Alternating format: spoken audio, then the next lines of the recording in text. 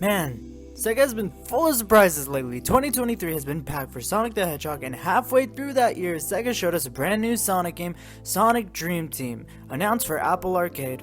Some fans were upset with this announcement, but apparently Apple funded the game, which is why this is an Apple Arcade exclusive.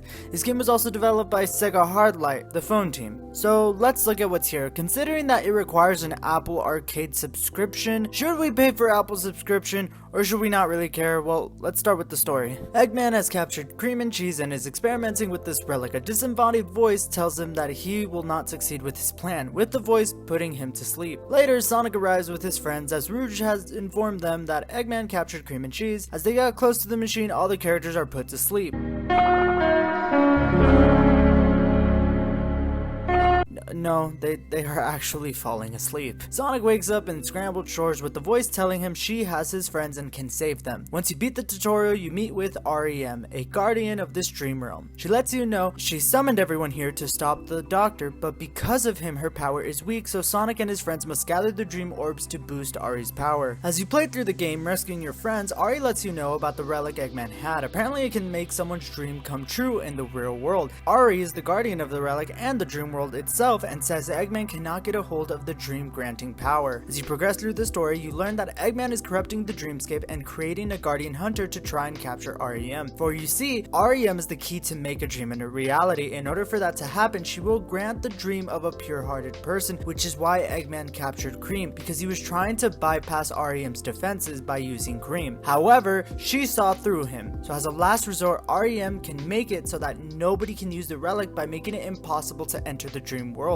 In doing so, it will mean that no one can enter the dream world for another millennium, upsetting Cream. As the game makes a last-ditch effort to stop the evil doctor, Eggman's guardian hunter injures REM, with the gang now pushing forward to fight Eggman. When they find him, you see he is in this nightmare state. In a last-ditch effort to stop Eggman, the gang team up and stop him, with Sonic tossing REM to the dream key, with her shutting down the relic and the way to enter her world. The gang wake up with Cream sad she couldn't say bye to her new friend, with Tails saying he was able to make modifications to REM's protocol, and that way they should be able to go back. Eggman says that the relic is useless now, so they can just take it, with Cheese putting Eggman to sleep. No, he just hits the button. It would be concerning if a child did that, but after the credits, Cream and the gang can still freely enter the dream world and visit their friend, ending the story of Sonic Dream Team. Yeah, this story is pretty solid. Nothing game-changing. I mean, that would be kind of dumb, you know? If this mobile game had super important elements to the lore and was never repeated in a mainline Sonic game. Anyways, this is the story. It's still great, but simple. It establishes everything you need to know, and still has great character moments between everyone. Hell, Ari and Rouge think Knuckles is handsome, and I mean, yeah, he's alright. Like, it's nothing to lose sleep over, but nothing bad. They have cutscenes for different boss encounters too, and for what this is, it's perfect. So while this is a mobile game, what's the gameplay like? Because that's probably not going to be that good, right? But surprisingly, this is actually great. I never would have thought a mobile game would have this good of gameplay. Throughout this game, you will run through 3 acts in a world and fight a boss, then on to the next. It sounds easy, but this game takes a Sonic Colors approach to it. In Colors, the last 3 acts were variations of the main 3 acts. Here in Dream Team, missions are tossed in that are variations of the main acts. You have some that are reach the checkpoints within the time limit, get to the goal within a time limit, grab the orb within this remix part of the act, and gather the 6 shards to rebuild an orb. This is the majority of the game, but what makes it fun is the movements that the characters have and the levels themselves. So this game lets you play as Sonic, Tails, Knuckles, Rouge, Cream, and Amy. Sonic and Amy are the speed characters, Tails and Cream are the flight characters, and Rouge and Knuckles are the glide and climb walk characters. You can't really call them power characters, there's no other way to explain it really. While everyone plays similarly, the characters have differences, so everyone can move around, homing attack, jump, and boost through the levels. The difference is speed characters have this homing dash, not as powerful as the air dash from Unleashed to Frontiers, but not like the adventure homing attack either. To be honest, think of the 06 homing attack, but way better. When Amy and Sonic jump while in the air, they can hit the jump button again and do the homing dash, which extends the reach of their jump. What's cool about it is the dash is influenced by input and speed, making it somewhat physics-based. If you hold back after doing the dash, you won't go as far, but if you boost while doing the dash and hold forward, the dash has more distance and feels faster. This dash is great for speedrunning since you can also use it to reach a homing attack object. Not just that, Sonic and Amy also have the Lightspeed dash to traverse areas areas the others can't. That's the extent for speed. Then you have flight. Tails and Cream can fly for a short time and glide down once their meter runs out. They can reach areas that others can't with the flight gates that boost them towards a direction. Lastly, you have Knuckles and Rouge who can glide and climb walls.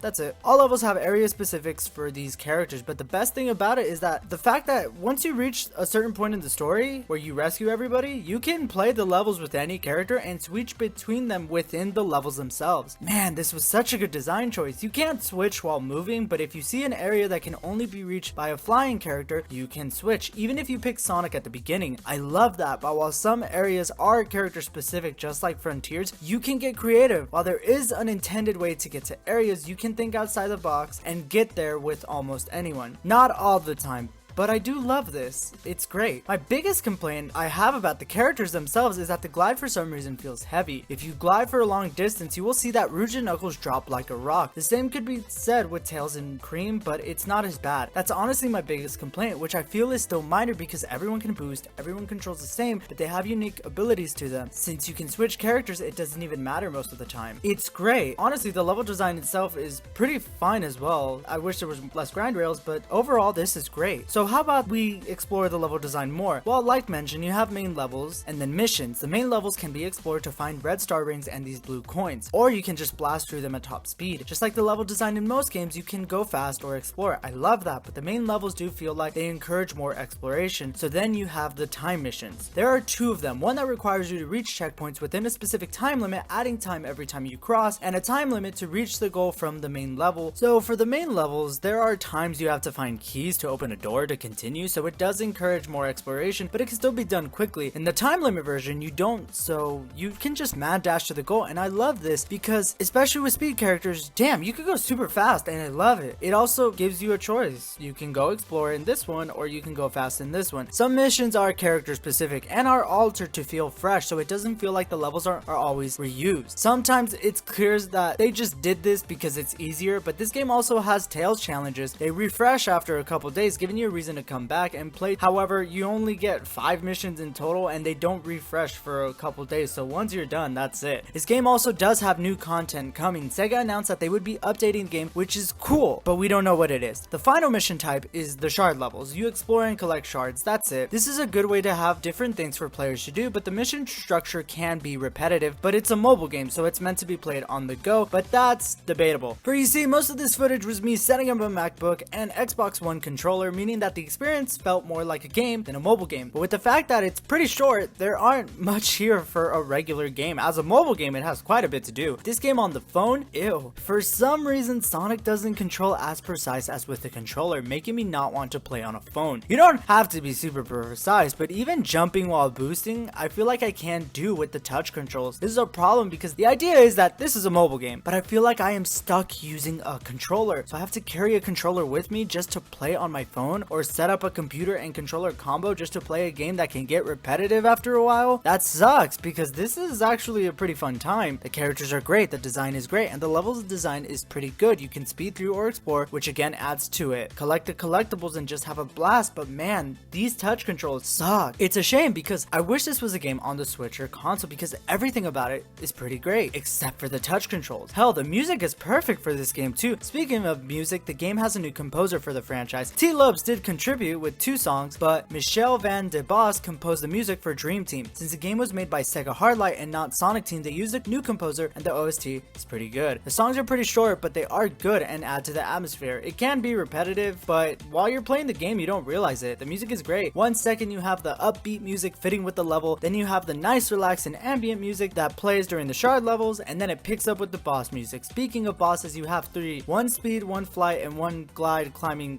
character boss fight. The bosses themselves are somewhat creative and better than the Superstars bosses. They feel as a mixture of boost and adventure bosses, which is a nice change of pace. It's grabbing what works and trying to find a way to improve on it. This game honestly does feel like it's going forward in the franchise, even with the aesthetics. The graphics on a computer that can handle it is great, same with multiple devices that can handle it, and it didn't use Green Hill Zone, so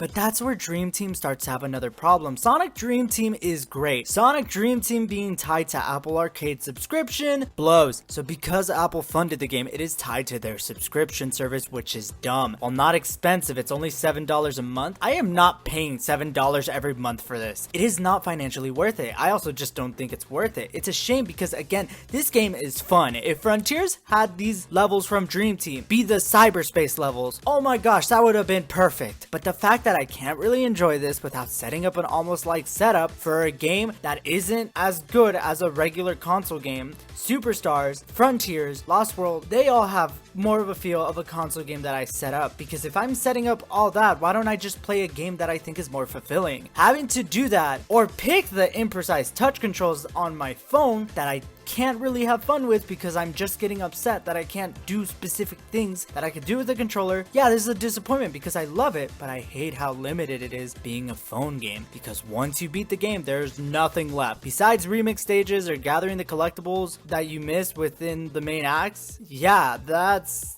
really all there is. Hell, the red star rings and blue coins are only in the main acts, limiting what you can do. Sega did say new updates would be coming, but we don't know what the hell that is yet. So as of right now, Sonic Dream Team is another great fun game released in the year that had so much stuff going for it, but man, the decision to make it an Apple Arcade exclusive sucks. If this game ever gets a separate release or an option to buy just Dream Team, yeah, do that. I recommend it if that happens, but it also depends on the price, because yeah, this was a fun time, it's enjoyable, but the fact that the game's touch controls are so limiting and me having to set up something to enjoy it, yeah, no. And again, the subscription, I don't recommend it. Try it out if you have that 1 month free trial on Apple Arcade, and make sure to cancel it after that. But if you're gonna pay for this, no, I don't recommend it, especially for a subscription service just for one game.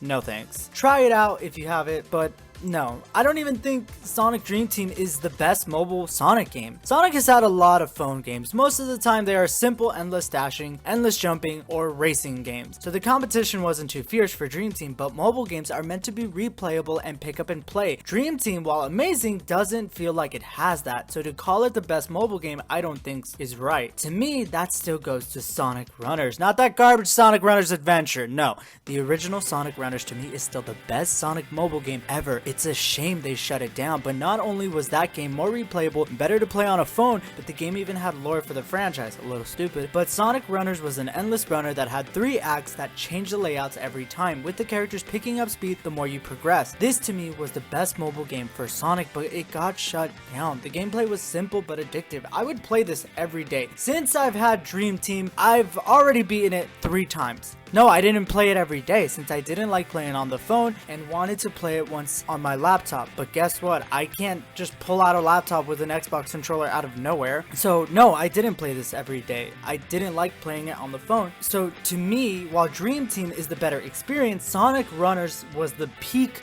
mobile game for Sonic for its gameplay, music, and charm, but Sonic Dream Team as a whole is the better experience and feels closer to an actual video game that could be played on the Switch than Runners did. I do think Sonic Dream Team has the foundation and design that should be taken into mainline games, and if that were to happen, we could have better games in the future, or maybe Sega will greenlit a mobile game for all devices and not tied to Apple Arcade subscription. Again, this is a fun time, but it is not worth paying $7 a month for. Try it out if it's free, or wait for this to become, I don't know, like Android or whatever. Those are my thoughts on Sonic Dream Team. Fun, but the touch controls and subscription make me not want to recommend this. It's fun, but no. That's it. You guys have a good one and take care.